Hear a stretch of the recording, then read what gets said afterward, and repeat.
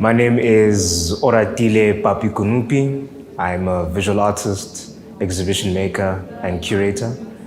And really thinking through my work is just trying to make sense of myself, but not just self, but the idea of what does it mean to be an individual moving through space, specifically in South Africa, and how are we making sense of ourselves during this moment, but how are we making sense of ourselves through the ways in which we work.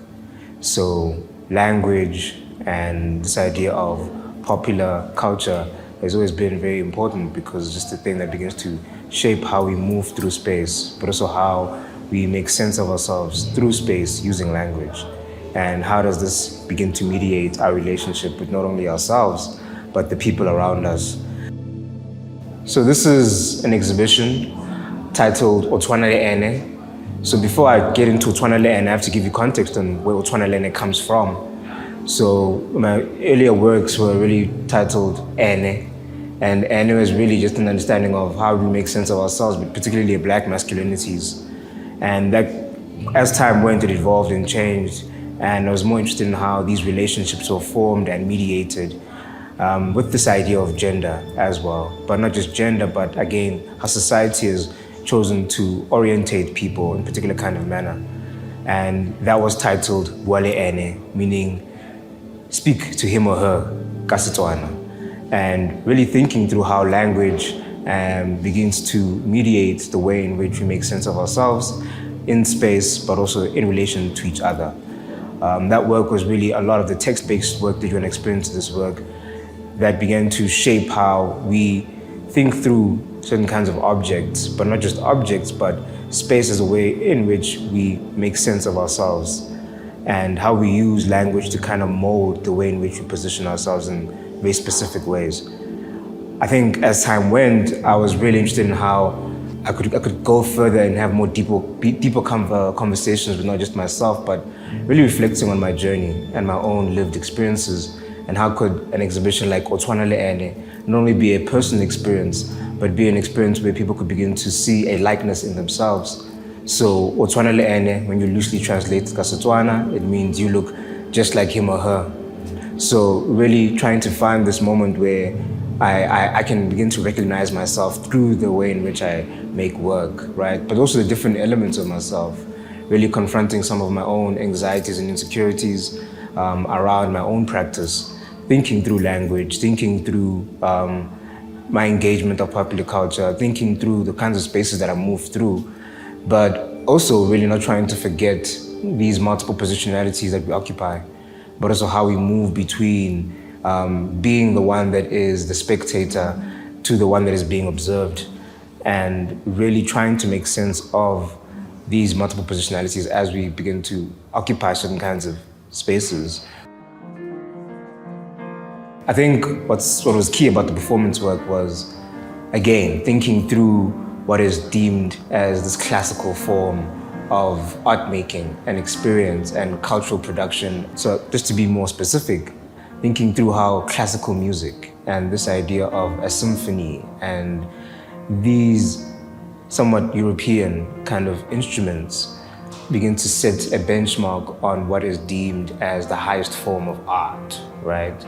And thinking through more contemporary modes of music making, such as Amapiano, which is very, very young, but is working in a more digital kind of sphere, but understands the language and appropriates certain kinds of instrumentation that still speak to these kinds of instruments and this musical history that we have, not only in South Africa, but in a more global landscape. And I really wanted to bring these two worlds in conversation with each other and see what would it mean to deconstruct a certain kind of musical genre, but also how would it mean to mix them into each other, right?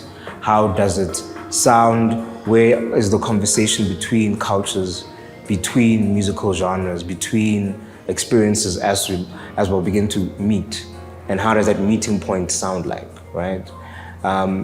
Really using sound as a way in which we make sense of ourselves, but also music being really important in this exhibition, because majority of the work is a physical embodiment of a sonic experience. What is the dialogue between these heritages as well as means of expression, right? And how do we disrupt this idea of this classing of what is high art, what is low art, right? How then can you elevate one to be deemed as somewhat elegant as well as respectable? So what are these conversations between the two musical genres? What are the histories? So just a lot of just experimentation and improvising and curiosity to see if it actually works, if there is a meeting ground, and if there is somewhat a synergy and harmony between the two sonic histories. I hope there are people that recognize something in themselves in the work. Yes, there is a somewhat mediation through the languages where not everyone has access to the codes, not everyone has access to the cultural references and experiences that are somewhat articulated in this exhibition. But I'm hoping that there's just something that resonates with them, whether that be just admiring the beauty of a painting or the sculpture, but also recognizing the effort, right? And really extending that level of compassion to not only the creation, but to the certain kinds of people that are in that space that are recognizing themselves in the work, that are celebrating themselves, that are finding a moment of joy and healing. I'm really just hoping that the exhibition cements a moment where we are appreciative of our experiences, our histories, but also aware of the certain kinds of challenges that we're facing and not afraid to move through space, even though there's a potential to slip, even though there's a potential to fail.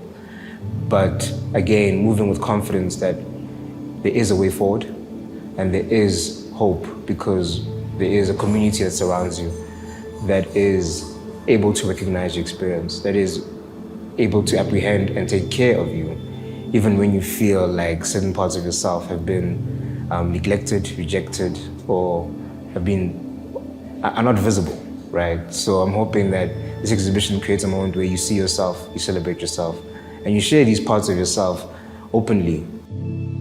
So yes, we come from certain kinds of pasts, histories, and legacies, but we also have the ability and the agency to try and shift the way in which we do that. Through sampling, through mixing, through collaging, through, again, a performance that allows us to make a certain kind of decision, right?